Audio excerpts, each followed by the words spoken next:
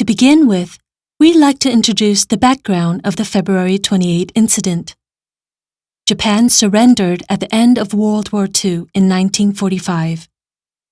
Taiwan had experienced 50 years of colonial rule and was finally able to have the opportunity to rid itself of second-class citizen status. The Taiwanese rejoiced and welcomed the motherland. You can see in the photo on the left, people were waving flags and enthusiastically welcoming the nationalist government. You can also see in the photo on the right, the Japanese returning to their homeland. The Taiwanese had just gone through a very intense cultural change and regime replacement. Please take a look at the topic on the right, titled Long-Awaited Elections. In 1946, after Japanese colonial rule, the Taiwanese were eager to be politically involved and were enthusiastic about participating in the elections, hoping to build a new Taiwan. Something worth mentioning here is that, on May 1, 1946, the Taiwan People's Political Council was officially established. The chamber was located on the second floor of this building. Many of the provincial senators who advocated democratic reform were killed during the February 28 incident. So much of Taiwan's elite was destroyed by the government's violence. This was also a major reason for this building being designated as the National 228 Memorial Museum. Next, you will see the topic for the film on the left, titled Rigid Language Policy. After governing Taiwan for 1 year, the Chen Yi administration announced the abolishment of Japanese newspapers.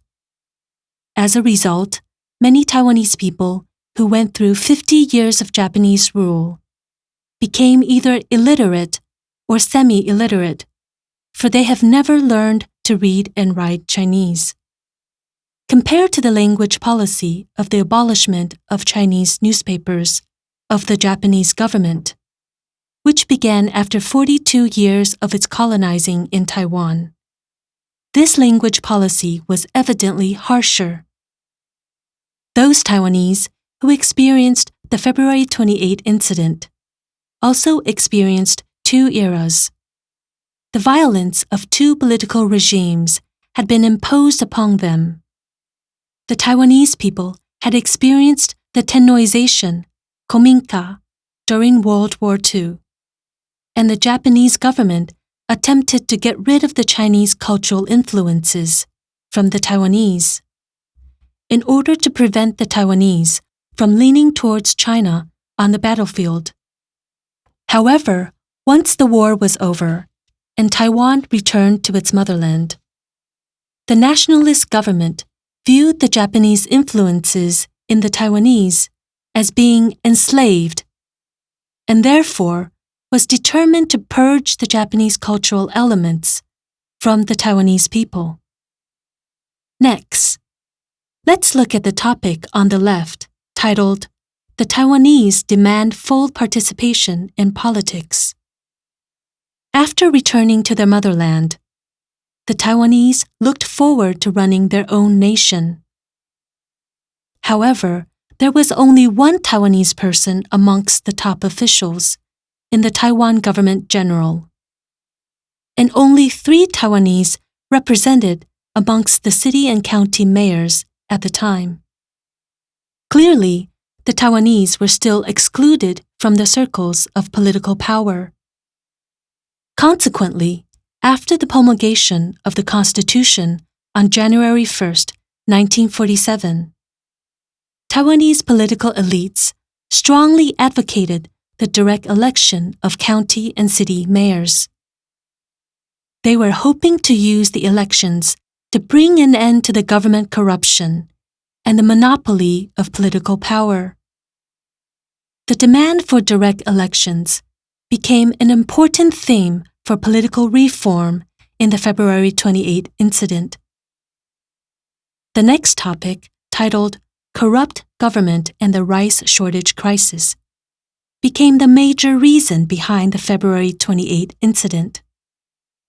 After the war, incidents of government corruption were rampant, and the people referred to the nationalist government's takeover of Taiwan as plundering Taiwan, which underlined the seriousness of government corruption. On the economy, Chen Yi continued the monopoly system instated by the Japanese. Competing with the people for profit, he also set up a trade bureau to control imports and exports. This was a far cry from the people's expectations of free trade after the war. The corrupt officials colluded with local businessmen to profit from unfair trade practices, causing the price of rice to skyrocket and a rice shortage crisis in a rice-producing country. The people were starving, and the entire society was filled with an atmosphere that a storm was approaching. The killing of a citizen as a result of confiscating contraband cigarettes on February 27, 1947, further inflamed the February 28 incident, which eventually spread across the entire island.